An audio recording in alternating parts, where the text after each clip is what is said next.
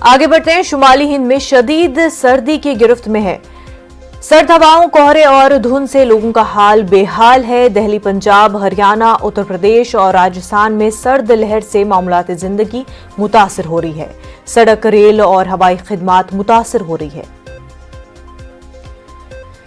हमारे नुमाइंदे पवन बराह रास्त हमारे साथ जुड़ चुके। पवन, नॉर्थ इंडिया में काफी सर्दी देखी जा रही है और उस वजह से जो डे टू डे लाइफ है वो भी काफी ज्यादा मुतासिर हो रही है।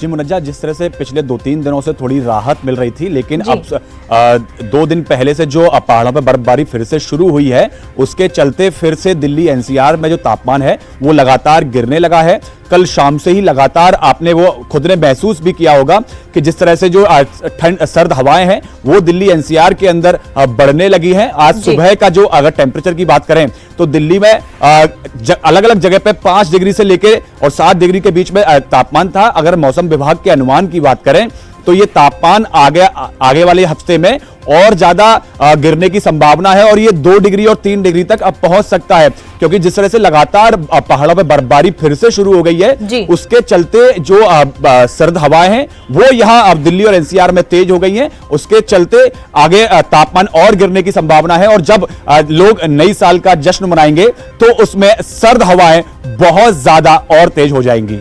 बिल्कुल पवन, और साथ ही साथ इस वजह से जो है ट्रांसपोर्टेशन मोड, चाहे हम रेल की बात करें या फिर हवाई सर्विसेज की बात करें, वो भी काफी मुतासिर हो रही है।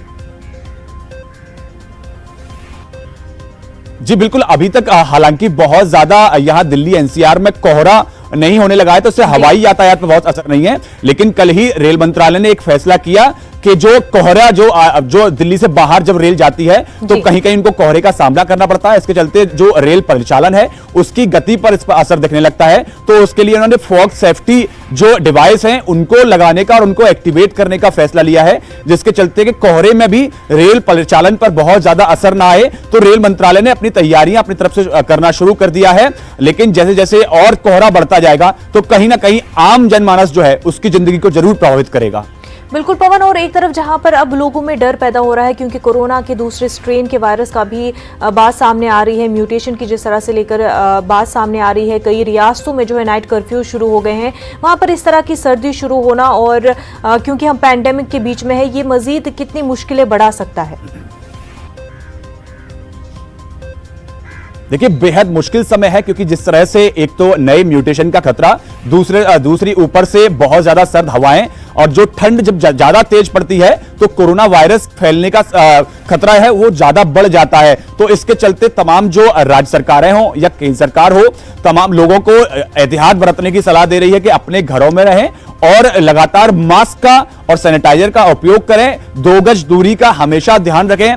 अगर आप ये सब एहतियात बरतेंगे तो आप कम से कम संक्रमण की चपेट में आएंगे। तो लोगों को लगातार ये सलाह दी जा रही है सरकारों के द्वारा कि लोग अपनी सुरक्षा खुद अपने आप संभालें, जिससे कि खुद को भी सुरक्षित महसूस हो और आम सामने वाला जो है उसको भी सुरक्षित महसूस हो। बिल्कुल, और डॉक्टरों का क्या कहना है कि इस मौसम में कितना जो है लोगों को एहतियात बरतना चाहिए? जी, डॉक्टरों के मुताबिक उन्होंने साफ कहा हुआ है, क्योंकि हवा की गति जो है वो इस मौसम में बहुत कम हो जाती है, जिससे कि कोरोना वायरस जो है वो ज्यादा देर तक हवा में ठहर पाता है, तो उसके चलते संक्रमण फैलाव का खतरा बहुत ज्यादा होता है। इसलिए अपना बचाव बहुत जरूरी है, मास्क लगाना बहुत जरूरी है। जब भी आप पब्लिक प्लेस पर जाएं तो मास्क का उपयोग जरूर करें। लोगों से जो एक दूरी है, 2 गज की दूरी जो है वो लगातार बनाकर रखें, जिसके चलते जो संक्रमण का फैलाव है वो कम से कम उसके चांसेस हो जाते हैं। उसके साथ साथ जो काढ़ा है या जो दवाई जो इम्यूनिटी को बढ़ाती हैं उसको उपयोग करना ज्यादा डॉक्टरों के द्वारा बताया जा रहा है, जिससे कि संक्रमण का फैलाव को रोका जा सके। बिल्कुल पवन, बेहद शुक्रिया तमाम तर तफसीलात के लिए।